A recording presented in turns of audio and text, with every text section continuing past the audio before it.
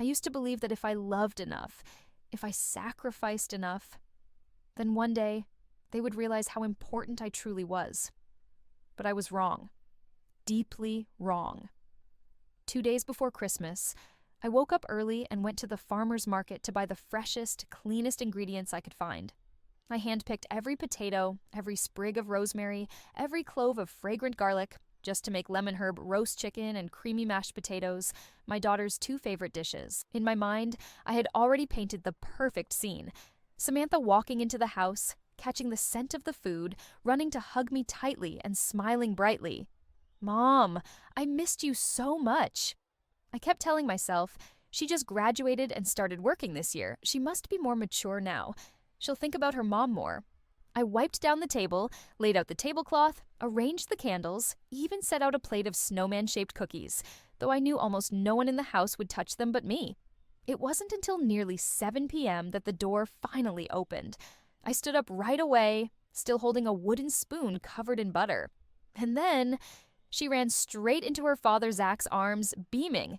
"Dad, I got a $5,000 bonus this year." Everyone burst into applause. Beverly, my mother-in-law, squealed like she'd just heard Samantha got accepted into Harvard.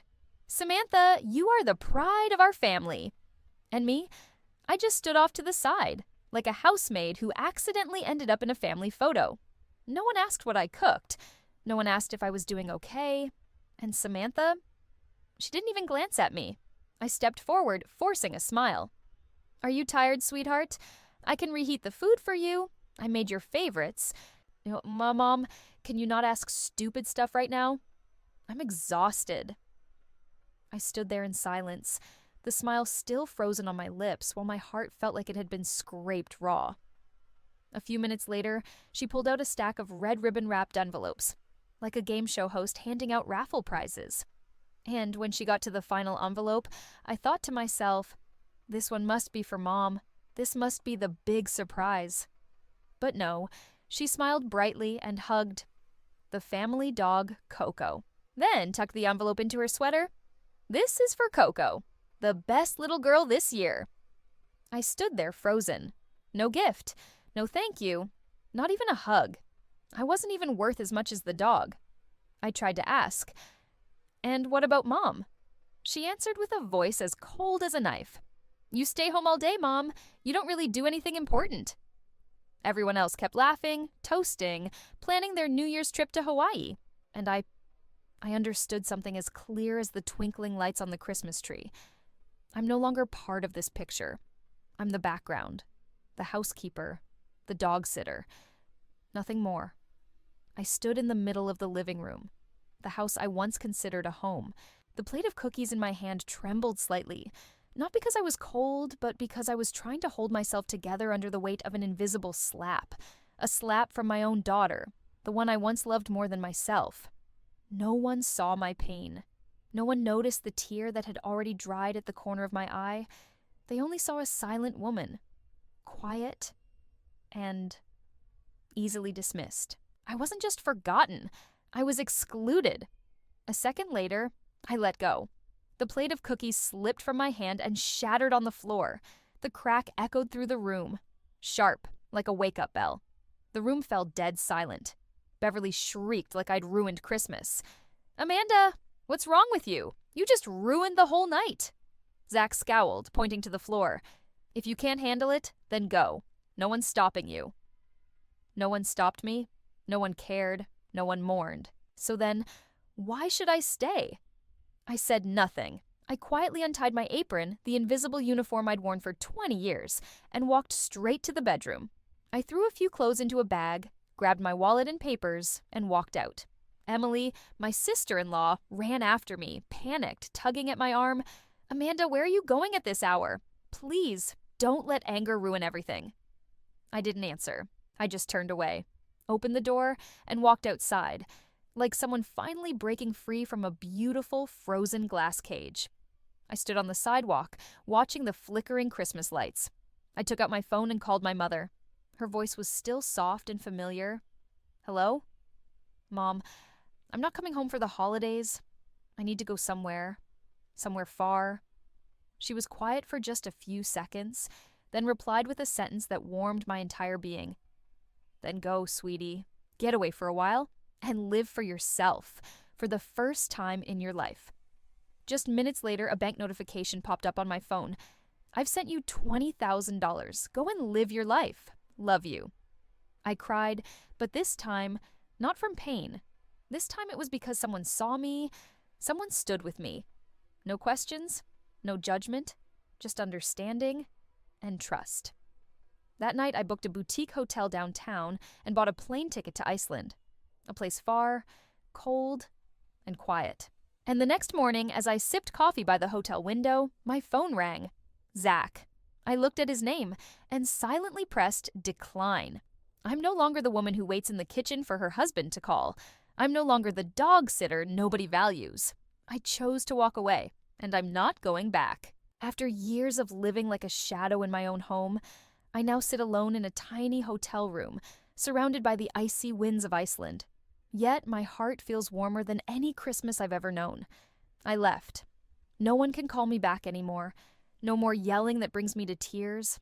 No more condescending glances that make me feel small. I don't need them to recognize my worth, because I finally see it for myself. But what gave me the strength to do this was my mother. She didn't ask much. She didn't cry. She didn't make a scene. She just wired the money and wrote a simple message. Live your life. I believe in you. And I understood. Her generation poured themselves into sacrifice. She didn't want me to walk that same path. For the first time in 20 years, I was handed the right to choose for myself. I called Heather, my old college friend, now my attorney, and said, "Send me the divorce papers. I'll sign." Then I opened my laptop. I created a bank account under my name. I moved every cent into it. I started a trust fund, completely separate from Zach. I pulled out of every joint account, revoked access to all credit cards I was listed on for the family. I changed every password, enabled multi-factor authentication. No one could touch my money anymore without my permission. And then I did something I'd never dared before. I updated my will. I erased Zach's name, erased Samantha's too, not out of spite, but as a declaration. From now on, I live for me. No one has a guaranteed claim to my love or my money unless they earn it. A few days later, I posted a photo at the airport with the caption, "Next stop, even brighter." Samantha panicked. Text after text poured in. "Mom, what are you doing? Are you spending Dad's money? Stop playing games and come back." I didn't reply. Then her tone changed. "Mom, I miss you. When are you coming back?" I went a little overboard with spending. "Can you help me out?" Still, I stayed silent because I realized those sweet words only ever showed up when she needed something, not out of love, but out of control. I started recording every call, saving every message, not for revenge, but for protection. Something I had never allowed myself before. The final straw? Samantha spoke like she still owned a piece of my life. "You changed the bank password? I can't access the account. What are you hiding?" I answered calmly, "I'm not hiding anything. I'm learning how to protect what's mine." Then one day, I returned to the house that used to be my home. Now, it was just a pit stop. Zach opened the door, eyes wide. "Amanda, you came back." I looked him in the eyes, placed the papers on the table. "Divorce papers? Sign them." Samantha rushed over, grabbing my hand. "Mom, I'm sorry. Don't leave our family." I gently pulled away. "I'm not leaving anyone. I'm just done being the one left behind." I never thought I'd walk back into that house, the place I once called home, as the woman asking her husband to sign the divorce papers. But that day, my hands didn't tremble.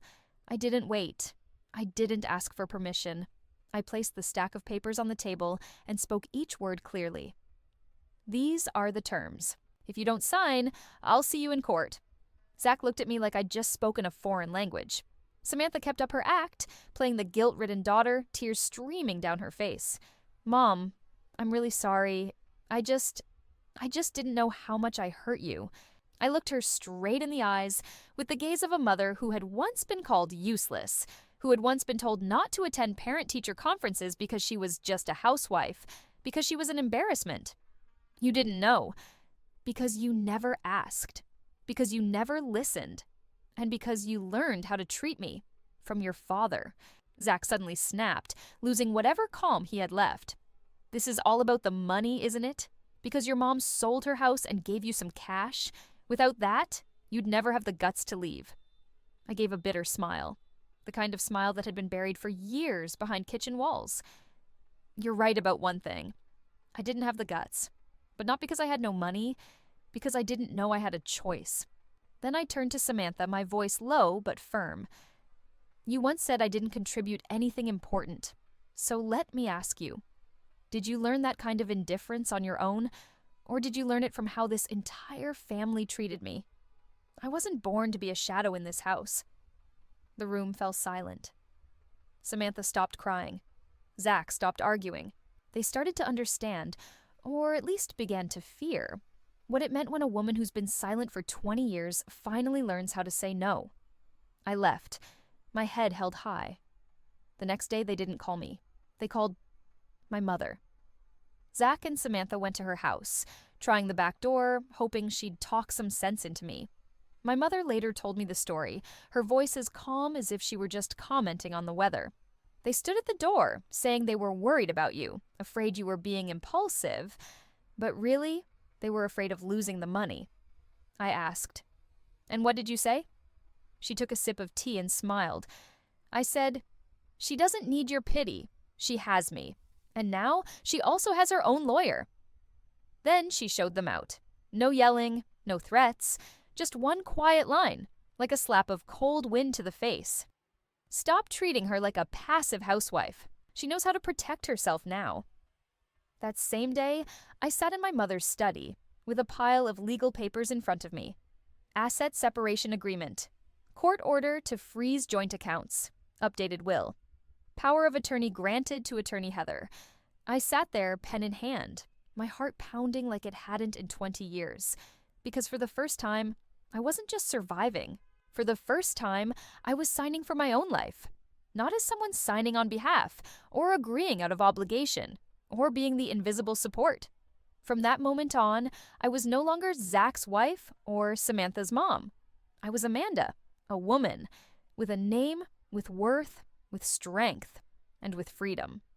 Ever since the day I signed those documents that redefined my entire life, I stopped being Amanda, the wife behind the kitchen door, the silent mother at family dinners. I became Amanda, the woman with her own bank account, her own legal rights, her own decisions, and her own freedom.